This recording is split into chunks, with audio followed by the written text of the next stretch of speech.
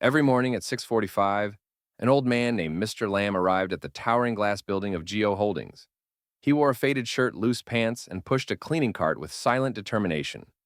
Nobody looked twice at him. Employees walked past him without a nod. Some even joked behind his back, calling him Ghost Cleaner because he moved so quietly. That morning, a new hire named Dewey saw Mr. Lamb blocking the hallway for a moment and barked, "Move, janitors shouldn't block the executive's path." Mr. Lamb simply smiled and moved aside, saying nothing. He had heard worse before. But what Dewey didn't know is that the man he just insulted was not only the founder, but still the hidden chairman of the company. Mr. Lamb wasn't cleaning floors for money, he was watching and testing. Later that week, Mr. Lamb overheard a conversation near the stairwell. Dewey, the same employee who had yelled at him, was speaking on the phone. "Don't worry," Dewey said smugly. "This place is run by fossils. A few more months and I'll have the whole division under me. I've got people backing me. Even if the top guy returns, we'll force him out." Mr. Lamb's eyes narrowed. This was no longer a game.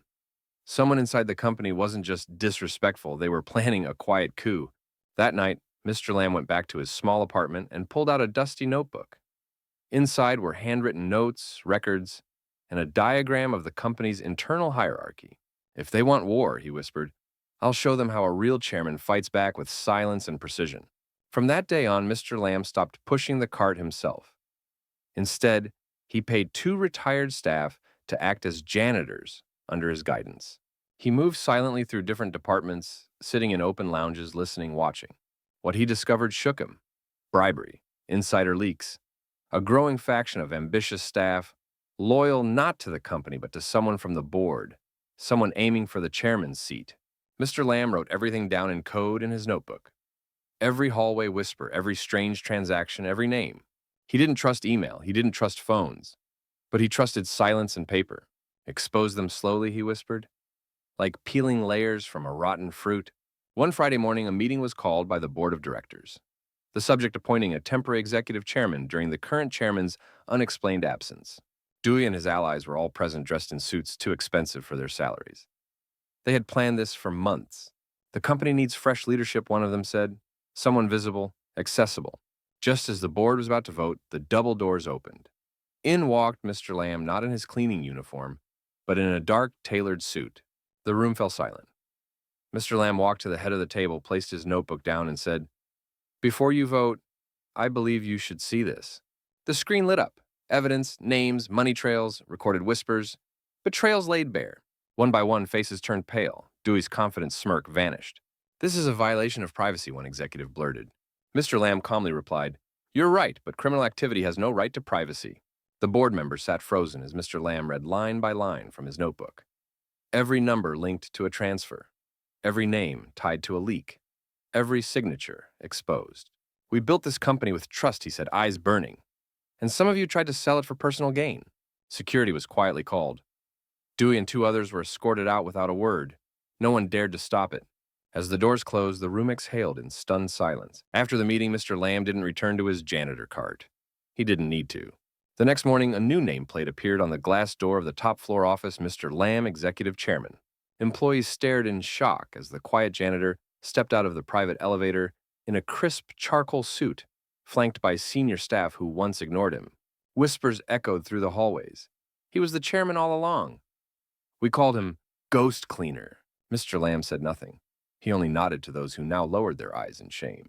In his first executive order, Mr. Lamb declared a new ethics initiative, reshaping the entire leadership structure. From now on, he said in the board memo, loyalty and integrity come before titles and suits. Mr. Lamb didn't rule from behind a desk. He walked the halls. He visited departments unannounced. He ate in the same cafeteria as everyone else.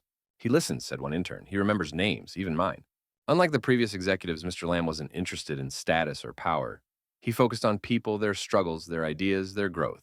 He launched new wellness programs, added mental health days, and even built a childcare center for working parents. "I've been poor," he once told the staff in a town hall meeting. "I've been invisible, and I've been called less than nothing. So trust me, I will never forget how this company started or who made it strong." The atmosphere changed. People worked with pride, not fear. They no longer whispered. They spoke. And more importantly, they were heard. Weeks later, Dewey requested a meeting. He was dressed humbly this time.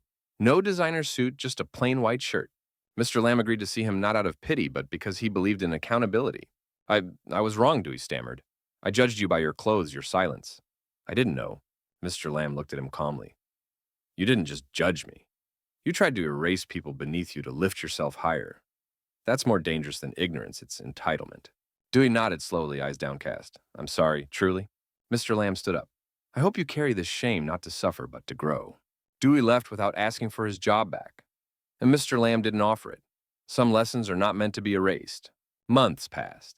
Under Mr. Lamb's leadership, Geo Holdings didn't just recover, it transformed. Revenues climbed. Employee retention improved.